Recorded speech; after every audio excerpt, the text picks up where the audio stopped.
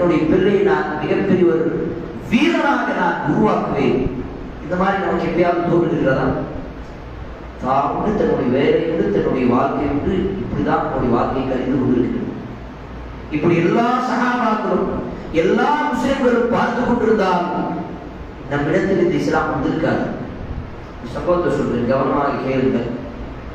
ஒரு நபர் ஆசைப்படுகிறார், நான் திருமணம் செய்ய வேண்டும், ஆனால் என்னுடைய ஆசை என்ன என்று சொன்னால் என்னுடைய பிள்ளை மஸ்ஜிதுல் அக்ஸா, அந்த பைத்துல் மக்திஸ், அந்த மஸ்ஜிதை அவர் வெற்றுக்கொள்ள வேண்டும்.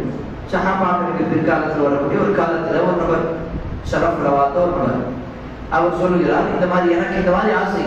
அப்ப இந்த மாதிரி ஆசை எந்த பெண்ணிடம் இருக்கிறதோ அந்த பெண்ணை தான் நான் திருமணம் செய்வேன். அவர் தேடி பார்க்கிறார், தன்னுடைய ஊர்ல அந்த மாதிரி எந்த பெண்ணும் கிடைக்கிறது. இன்னொரு ஊருக்கு போறாங்க, என்னுடைய பிள்ளை அந்த மஸ்ஜிதுல் அக்ஸாவை வெற்றுக்கொள்ள வேண்டும் என்று சொல்லி அந்த ஆசை இருக்கக்கூடிய எந்த ஒரு பெண்ணும் அவர்களுக்கும் கிடைக்கிறது. தேடி பார்க்கும் பொழுது ஏதோ ஒரு ஊர்ல ஒரு பெண் கிடைத்தது. அதே ஆசை அந்த ஆணுக்கு எப்படி இருந்ததோ அதே ஆசை அந்த பெண்ணுக்கும் இருக்கிறதா என்று சொல்லிதான் அந்த பெண்ணை தேடினார்கள். அதே ஆசை பெண்ணிடம் இருந்தது, அந்த பெண்ணிடம் அவர்கள் திருமணம் செய்கிறார்கள். இரண்டு பேரும் திருமணம் முடித்து அந்த பிள்ளையை சரியாக வளர்த்து அதே நோக்கத்தோடு அந்த மஸ்ஜிதுல் அக்ஸாவை நாங்கள் வெற்றுக்கொள்ள வேண்டும், முஸ்லிம்களுடைய கையில் அந்த மஸ்ஜிதுல் அக்ஸா வர வேண்டும், அதற்கு நீ மிகப்பெரிய ஒரு வீரனாக மாற வேண்டும், ஒரு இஸ்லாமிய கமாண்டராக நீங்கள் மாற வேண்டும் என்று சொல்லி அந்த பிள்ளைக்கு சின்ன வயசிலிருந்தே அந்த ஒரு ஆசையை ஊட்டி ஒரு ஆர்வத்தை கொடுத்து அந்த பிள்ளைக்கு அதிகமான முயற்சி செய்து துஆ செய்தார்கள். அந்த பிள்ளை யார் தெரியுமா? அதுதான் ஒரு காலத்தில் அந்த மஸ்ஜிதுல் அக்ஸாவை வெற்றுக்கொண்ட ஸலாஹுத்தீன் அய்யூபி ரஹ்மத்துல்லாஹி அலைஹி.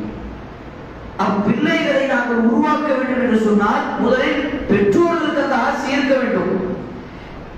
தந்தைக்கும் தாய்க்கும் இரண்டு பேருடைய ஆசை இருந்தால் மட்டும்தான் அல்லாஹ் அந்த பிள்ளையை அப்படி உருவாக்குவான். வெறும் தாய்க்கு இருக்கு தந்தைக்கு இல்லை என்று சொன்னால் அந்த இடத்திலும் இது மாறாது. தந்தைக்கு இருக்குது, தந்தை முயற்சி எடுக்கிறார், தாய் வரவில்லை, அந்த இடத்திலும் பிள்ளைகள் அப்படி வர முடியாது.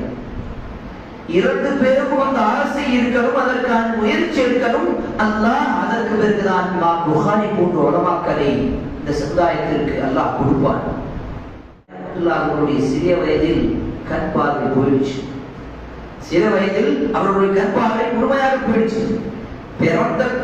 பிறந்த குழந்தையுடன் அவர்கள் நன்றாக பார்க்கக்கூடிய ஒரு நல்ல மனிதனாக இருந்து ஒரு நோயால் பாதிக்கப்பட்டு அவருடைய கண் பார்வை முழுமையாக போயிடுச்சு.